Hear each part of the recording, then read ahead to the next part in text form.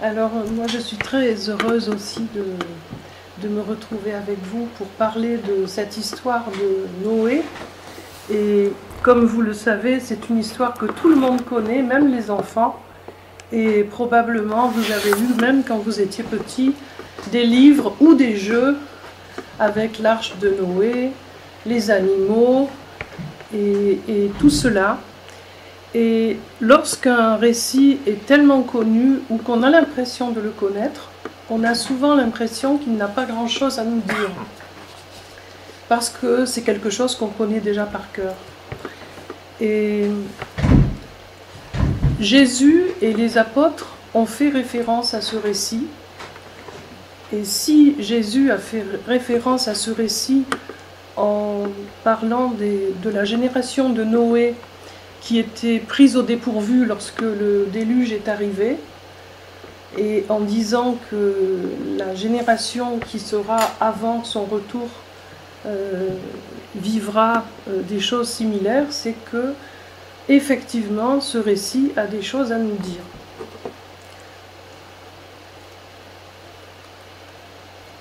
Voilà, donc là je vous ai écrit les références, quelques références de versets dans le Nouveau Testament qui font référence donc à cette histoire.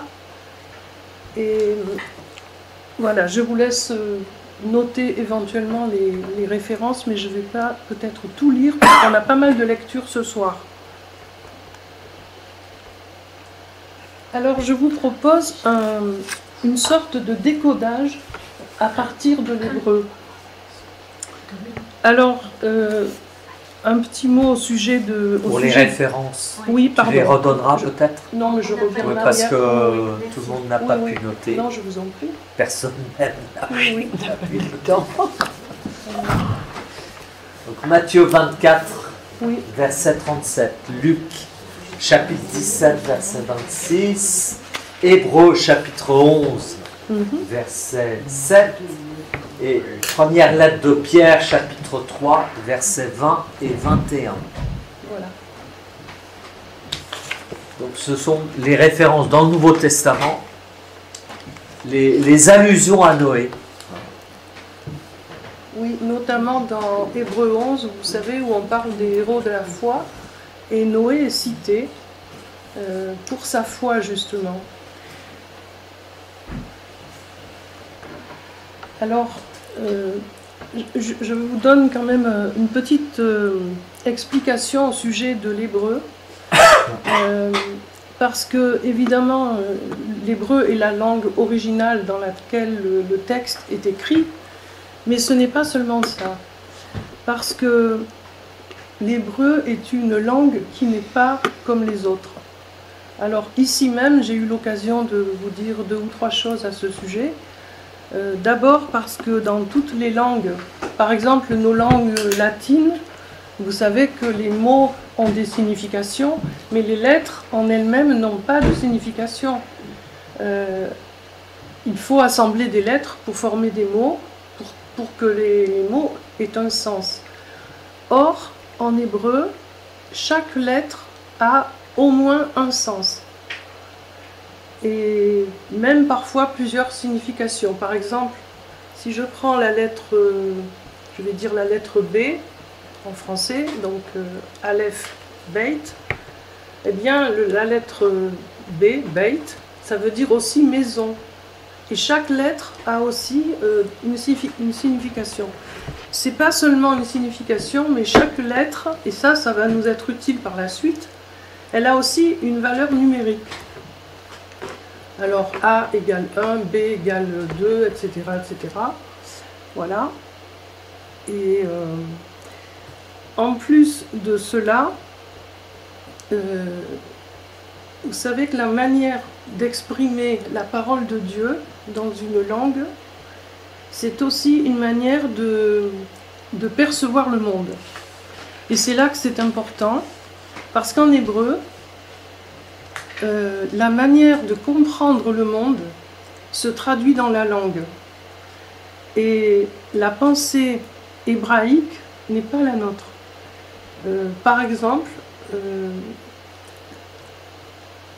voilà, en français, on peut on peut être défini par ce qu'on dit. Vous voyez? En hébreu, on est défini par ce qu'on fait. Et ça se voit par exemple dans la grammaire. Alors, pourquoi je vous dis ça? Parce que vous allez trouver dans le texte qu'on va lire, et Noé fit ce que Dieu lui avait ordonné. C'est même répété. Parce que dans la pensée biblique, on est ce qu'on fait. Vous voyez? Ce n'est pas une déclaration, même une très belle déclaration, qui va faire de nous ce qu'on est. C'est ce qu'on fait. Alors, voilà, ça change complètement de notre façon de voir. Et c'est très intéressant parce que vous allez voir que dans le texte, on va retrouver des traces de cette pensée-là. Voilà, je vous remercie pour votre patience, pour ces explications. Alors, nous allons voir qui est Noé, qui sont ses fils, assez rapidement, hein, les peuples qui naîtront d'eux, l'arche et ses mesures, et là on va avoir une surprise, l'alliance et les 7 lois pour l'humanité. Alors on ne pourra pas passer beaucoup de temps là-dessus, mais enfin je ne pouvais pas ne pas le mentionner. Et puis le déluge, l'eau et sa signification, et puis le corbeau, la colombe bien sûr, et puis la sortie de l'arche. Et je ferai aussi une petite conclusion, puis je laisserai la place à Christian, et puis à vous, pour qu'on puisse partager tous ensemble. Alors, mais Noé trouva grâce aux yeux du Seigneur. Alors je vous dis tout de suite, je n'ai pas mis 3 chapitres entiers parce que ça serait vraiment trop long, donc j'ai fait des coupures. Voici la famille de Noé. Noé, homme juste, fut intègre au milieu des générations de son temps. Il suivit les voies de Dieu. Il engendra 3 fils, Sem, Cam et Japheth. La terre s'était corrompue devant Dieu et s'était remplie de violence. Dieu regarda la terre et la vit corrompue, car toute chair avait perverti sa conduite sur la terre. Dieu dit à Noé, « Pour moi, la fin de toute chair est arrivée, car à cause des hommes, la terre est remplie de violence, et je vais les détruire avec la terre. Fais-toi une arche de bois résineux. » Dans d'autres versions, vous avez de bois de gopher. Tu feras l'arche avec des cases. Tu l'enduiras de bitume à l'intérieur et à l'extérieur. Cette arche, tu la feras longue de 300 coudées, large de 50 et haute de 30. J'établirai mon alliance avec toi. Entre dans l'arche, toi, et avec toi, tes fils, ta femme, et les femmes de tes fils. C'est ce que fit Noé. Il fit exactement ce que Dieu lui avait prescrit. Le Seigneur dit à Noé, « Entre dans l'arche, toi et toute ta maison, car tu es le seul juste que je vois en cette génération. » 7 jours passèrent et les eaux du déluge submergèrent la terre. En l'an 600 de la vie de Noé, au 2e mois, au 17e jour du mois, ce jour-là, tous les réservoirs du grand abîme furent rompus, et les ouvertures du ciel furent béantes. La pluie se déversa sur la terre pendant 40 jours et 40 nuits. Le déluge eut lieu sur la terre pendant 40 jours. Les eaux grossirent et soulevèrent l'arche qui s'éleva au-dessus de la terre. Le déluge eut lieu sur la terre pendant 40 jours. Les eaux grossirent et soulevèrent l'arche qui s'éleva au-dessus de la terre. C'est répété. Les réservoirs de l'abîme se fermèrent, ainsi que les ouvertures du ciel. La pluie fut retenue au ciel, et les eaux se retirèrent de la terre par un flux et un reflux. Au bout de 150 jours, les eaux diminuèrent, et au 7e mois, au 17e jour du mois, l'arche reposa sur le mont Ararat. Or, au bout de 40 jours, Noé ouvrit la fenêtre de l'arche qu'il avait faite. Il lâcha le corbeau qui s'envola, allant et revenant, jusqu'à ce que les eaux découvrent la terre ferme. Puis il lâcha la colombe pour voir si les eaux avaient baissé sur la surface du sol. Mais la colombe ne trouva pas où poser la patte. Elle revint à lui vers l'arche, car les eaux couvraient toute la surface de la terre. Il tendit la main et la prit pour la faire rentrer dans l'arche. Il attendit encore 7 autres jours et lâcha à nouveau la colombe hors de l'arche. Sur le soir, elle revint à lui, et voilà qu'elle avait au bec un frais rameau d'olivier. Noé sut ainsi que les eaux avaient baissé sur la terre. Il attendit encore 7 autres jours et lâcha la colombe qui ne revint plus vers lui. Noé éleva un autel pour le Seigneur. Il prit de tout le bétail pur, de tout oiseau pur, et il offrit des holocaustes sur l'autel. Voilà, je me suis arrêtée là, mais peut-être Christian, toi tu voudras poursuivre, je ne sais pas.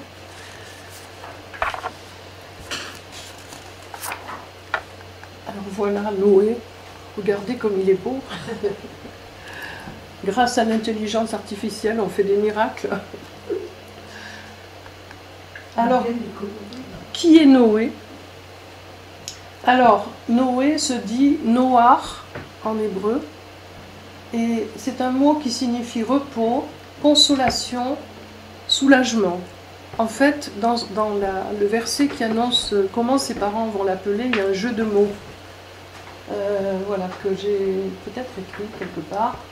C'est quand il est dit, ses parents disent on l'appellera Noé, car il nous consolera de nos peines. Et Noé en hébreu et consolation, en fait, c'est le même mot. Voilà. Et c'est la 10e génération après Adam. Et vous savez, vous vous rappelez que l'avant-dernière fois, on a parlé de Caïn et Abel. Donc, Caïn a tué Abel. Caïn a eu une descendance, mais Noé ne descend pas de Caïn. Il descend de Seth, parce que Adam et Ève ont eu un autre fils. Et Seth, ça veut dire fondateur. Tout un programme. Fondateur de quoi? Alors, c'est alors que l'on commença à invoquer le nom de l'Éternel. Le nom est très important parce que il n'y a pas de distance en hébreu entre le nom, prononcer le nom, et la personne. C'est-à-dire que, par exemple, prononcer le nom de l'Éternel, c'est le faire advenir. Et c'est pour ça que, d'ailleurs, par la suite, vous savez que les Juifs ne prononcent plus le nom de l'Éternel. Voilà. Seul le souverain sacrificateur pouvait prononcer ce nom une fois par an à Yom Kippour. Mais Seth, voilà, c'est à partir de ce moment-là qu'on commence à invoquer le nom de l'Éternel. Et Noé, c'est celui qui a gardé la mémoire du nom. C'est-à-dire qu'il a gardé l'héritage de ce qui a été donné à Noé, en fait, au début. À Adam et Ève, au début. Donc, voilà. Et ce qui est extraordinaire, c'est que c'est facile de garder les choses quand on est avec des personnes qui sont comme vous, mais c'est beaucoup plus difficile quand vous êtes dans une génération corrompue et que tout le monde a abandonné complètement l'Éternel et tout ce que l'Éternel avait enseigné. Donc Noé est un consolateur. Ah, là il y a un petit souci. Marc? Oui. Il y a un problème. Ah pardon, c'est de ma faute. Oui, je pense que c'est ça. Oui, merci beaucoup. Voilà, et c'est un consolateur d'abord pour ses parents et pour Dieu ensuite. Voyez le verset dont je vous parlais, il l'appela du nom de Noé en disant « Celui-ci nous consolera de nos labeurs ». Alors la terre est remplie de violence, et vous serez peut-être un peu surpris, mais le mot violence en hébreu se dit Hamas, comme le Hamas. Et ça veut dire que la violence est à un point extrême. Ça veut dire aussi que l'humanité se serait autodétruite si Dieu n'était pas intervenu, tellement la violence était grande. Mais Noé est juste et intègre dans ce contexte. Il désire sincèrement la présence de Dieu et marche avec lui. Peu importe si autour de lui, personne n'a envie d'entendre Dieu et encore moins de le suivre. Noé ne se laisse pas influencer dans cette société incrédule. Il croit Dieu sur parole et se lance dans la construction de ce bateau. Et c'est pour ça qu'on dit qu'il a la foi. Parce que sa foi n'est pas juste dans sa tête, c'est qu'il obéit et qu'il va jusqu'au bout. Il a dû paraître complètement fou, et c'est la folie et l'audace de la foi, et le décalage assumé avec les autres. Il a dû parler du jugement à venir et de son projet à tous ceux qui le visitaient. Parce qu'on peut imaginer que des visites, il a dû en avoir, parce que ça devait être assez original de construire un bateau là où on se demandait à quoi ça pouvait bien servir. Noé vit dans un monde qui court à sa perte, mais il a choisi sa voie. Il se repose en Dieu, parce que ça veut dire repos aussi, Noah. Et Dieu se repose en lui. Et ce qui est magnifique, c'est cette réciprocité. Vous savez, ça me fait penser à Jésus quand il dit « Je suis dans le Père et le Père est en moi ». Noé était exemplaire, intègre et juste, et pourtant, il n'a pas réussi à convaincre sa génération de se repentir. Il n'a eu aucun succès, aucun impact. Ne jugeons donc jamais un serviteur de Dieu au résultat. Ça m'a beaucoup marqué. Je me suis dit, mais qui sommes-nous pour juger un serviteur de Dieu parce que on a l'impression que voilà, il n'y a pas beaucoup d'influence sur les gens, qu'il n'y a pas beaucoup de résultats. Mais Noé était fidèle, hein, c'est dit explicitement, mais les gens étaient endurcis. Est-ce que Noé a sauvé le monde? Oui, mais pas ses contemporains. Néanmoins, il est le fondateur d'une nouvelle humanité. Ça, c'est les trois fils, ils sont magnifiques. Alors, les trois fils de Noé sont donc Sem, Shem, ça veut dire la même chose, hein, c'est le même nom. Donc, Shem, ça veut dire le nom. Et le nom, c'est toujours la mémoire des origines. Ça veut dire que celui qui s'appelle Sem, il a en lui ce respect de ce qui a été donné au début. Et ça, c'est vraiment très important. Donc, les peuples qui sont nés de Sem, entre autres, hein, sont les peuples sémites, donc les juifs, et les arabes aussi. Ensuite, Cham, ça veut dire chaud. Alors, est-ce que c'est une référence au pays chaud? Est-ce que c'est une référence au tempérament? Ça, je ne sais pas. Ça a donné les peuples égyptiens, africains et le peuple de Canaan. Ensuite, Yaphet, ça veut dire beauté. Et ça veut dire aussi qui s'étend, qui s'élargit. Et voilà, c'est l'ancêtre des peuples européens, et notamment des Grecs, pour qui la beauté était très importante. Alors là, j'ai noté juste, parce que bon, je ne veux pas passer trop de temps dessus, j'ai noté juste donc quelques peuples, mais vous savez que par la suite, ça donnera 70 peuples et 70 langues. Et ça, c'est un peu plus tard à la tour de Babel. Et chaque fois que vous voyez le chiffre 70, ça veut dire en fait l'ensemble des nations et l'ensemble des peuples. Et ça, des fois, c'est une clé. Ça symbolise oui. Le chiffre 70, d'accord. Oui. Alors voilà, on arrive à l'arche. Parce qu'il y a vraiment des personnes qui ont essayé dans le monde de reproduire l'arche d'après les mesures bibliques. Il y a plusieurs exemples. Bon, là, c'est un exemple parmi d'autres, en tout cas. Alors, l'arche et ses mesures. Alors ça, j'ai trouvé que c'était incroyable. L'arche, ça se dit la Teva. Et la Teva, ça veut dire aussi la parole. Et ça, c'est vraiment extraordinaire. Alors, on sait que le monde visible a été créé par la parole de Dieu. Et entre parenthèses, pour le peuple juif, le monde a été créé avec toutes les lettres de l'alphabet. Alors, je suis sûre que vous connaissez sûrement plein d'histoires comme ça, mais ça rejoint complètement l'apôtre Jean quand il dit que le monde a été créé par la parole. La parole de Dieu est créatrice. Elle ordonne et le chaos, le tohu-bohu, disparaît. Parfois, le chaos, le tohu-bohu, est en nous-mêmes.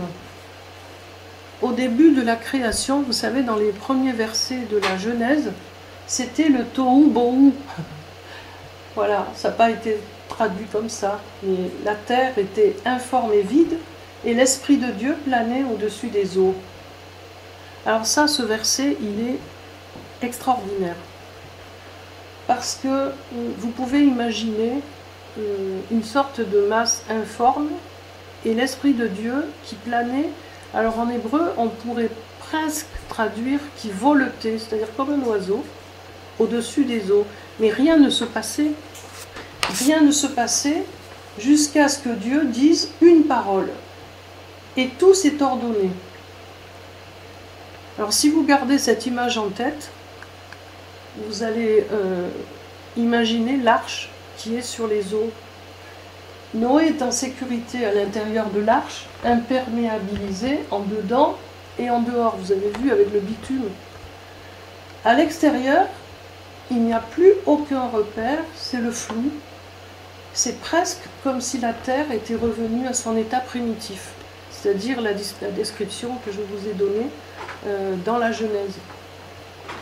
La Teva, c'est-à-dire l'arche et la parole, est hermétique, elle a une forme, une contenance. Dieu donne forme au monde par le langage, la parole.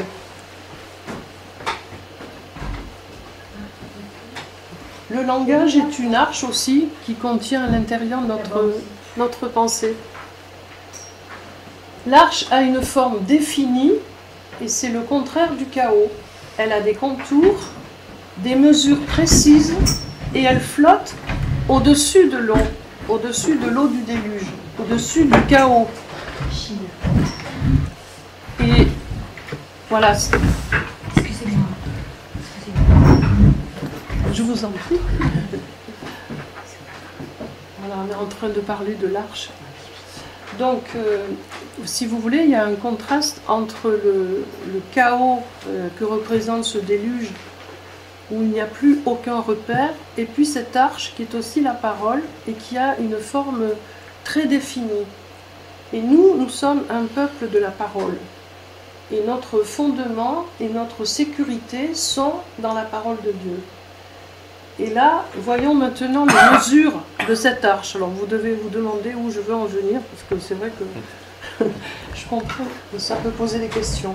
Dieu ordonne à Noé de construire une arche avec des instructions et des mesures précises. Et Noé se conforme à tous les ordres. Les mesures sont 300 coudées de long, 50 coudées de large, 30 coudées de haut. Alors, en mètres, ça fait à peu près 155 mètres de long, 28 mètres de large et 17 mètres de haut. Et là, surprise. Alors, tout à l'heure, je vous disais que les lettres en hébreu ont une signification, mais aussi une valeur numérique. Mais on peut faire aussi l'inverse, c'est-à-dire on peut prendre un chiffre et voir à quelle lettre ça correspond.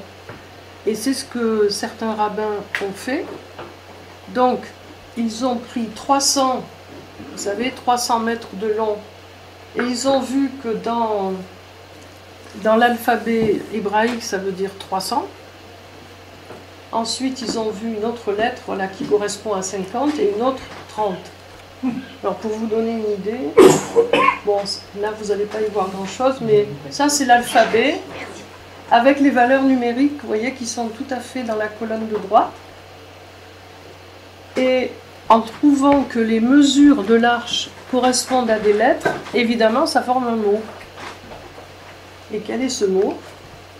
Langage. Encore une fois, la parole. Donc, avec les mesures de l'arche, on retrouve encore une fois le mot parole, langage, langue. Donc c'est assez extraordinaire. Alors ça, je ne l'aurais pas trouvé toute seule. Hein.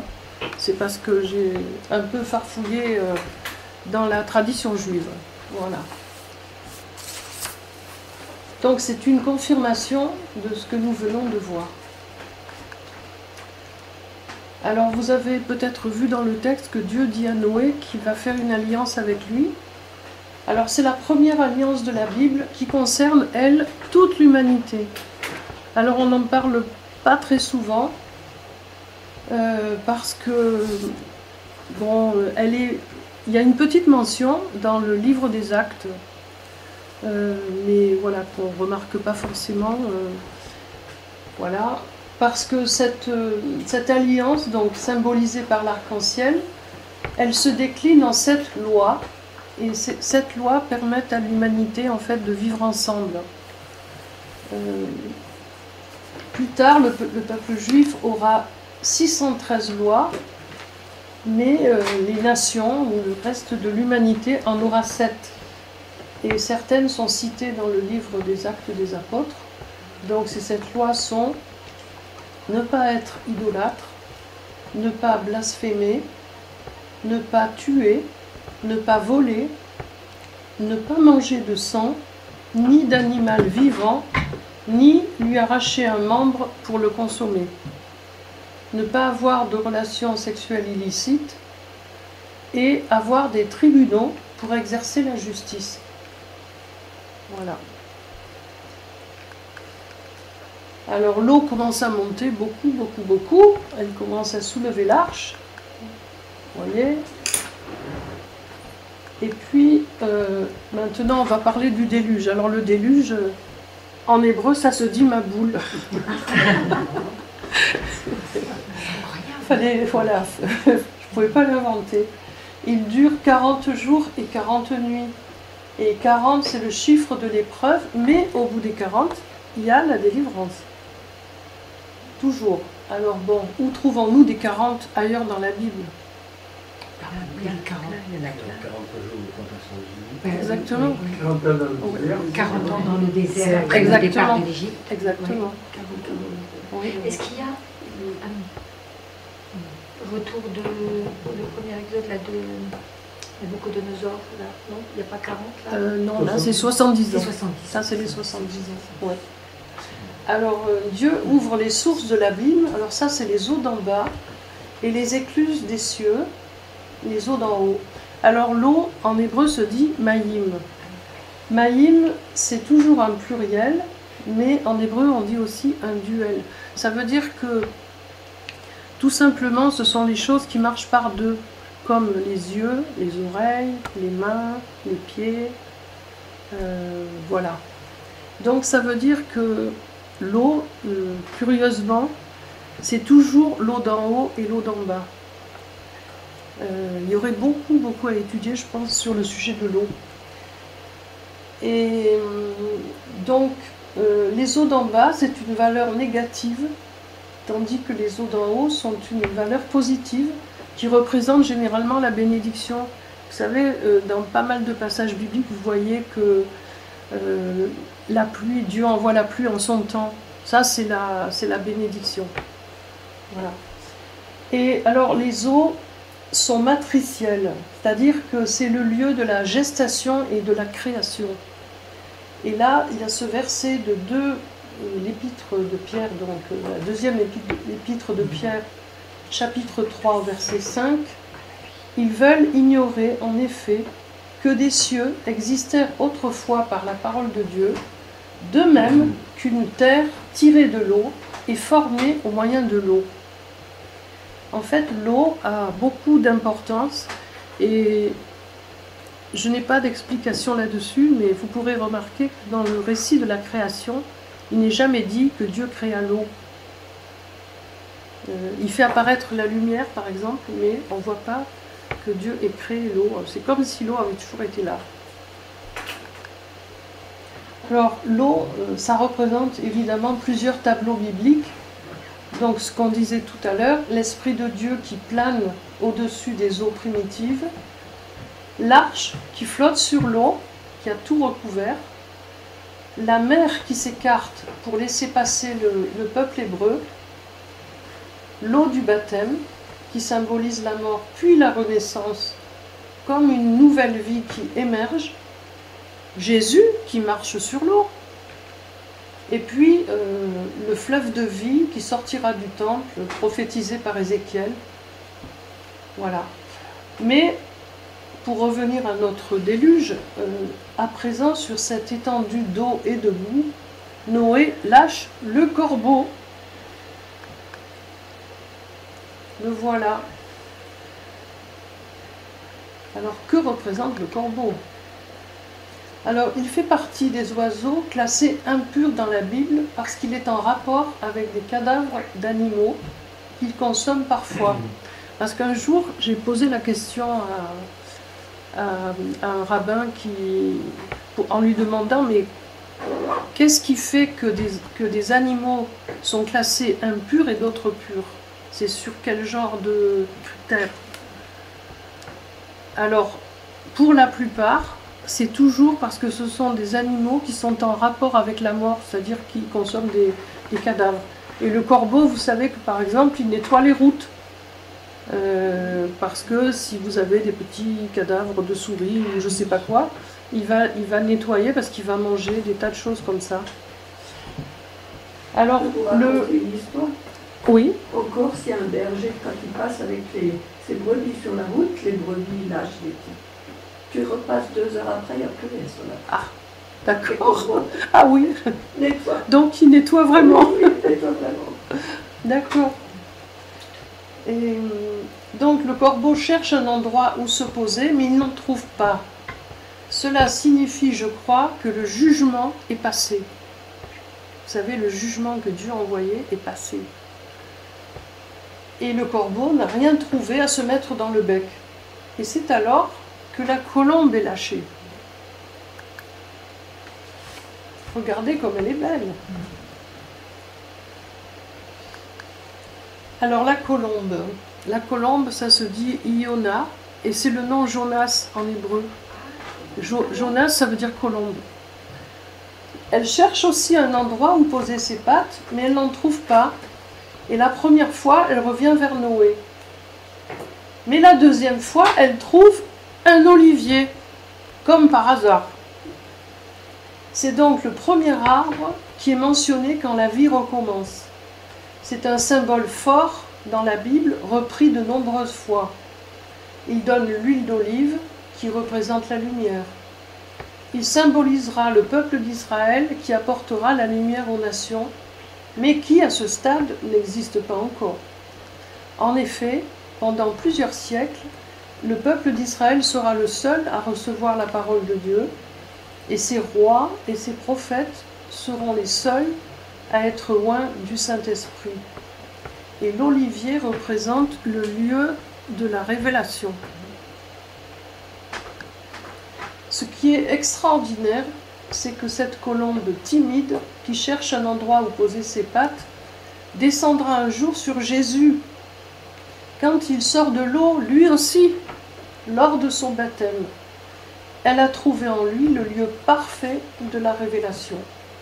Et ça, c'est une image saisissante, parce que cet oiseau, ce Saint-Esprit qui plane et qui cherche un endroit à se poser, on le retrouve évidemment dans le déluge, mais on le retrouve aussi au baptême de Jésus. Donc l'eau, le jugement avec le corbeau, la colombe, le Saint-Esprit qui cherche où se poser, quel endroit peut l'accueillir? La colombe cherche encore à se poser chez tous ceux qui désirent l'accueillir avec sincérité. Elle représente l'Esprit Saint. Et vous savez que, comme moi, que la colombe est un oiseau timide qu'on peut effaroucher quand on fait des grands gestes. Et je crois que l'Esprit de Dieu ne s'impose pas, mais il se reçoit, il s'accueille. Alors, on arrive à la sortie de l'arche, et je me suis dit, mais quand Noé est sorti de l'arche après tout ce temps, il devait avoir tellement de choses à faire. Imaginez si vous sortiez de l'arche après un séjour tellement long, enfermé, quelle serait la première chose que vous feriez? Et dans ce retour à la vie terrestre, ce qui m'a frappé, c'est qu'il met Dieu en priorité. Son recommencement de l'humanité débute en offrant en sacrifice des animaux purs. Ce qui veut dire qu'on n'offre pas à Dieu des choses à moitié bonnes. Et ça m'a beaucoup frappé que Noé commence par construire un autel pour faire un sacrifice au Seigneur. Ça, c'est vraiment extraordinaire. Voilà, donc Noé le consolateur a consolé Dieu d'avoir fait les hommes. Dieu l'a sauvé, lui et sa famille, de la destruction.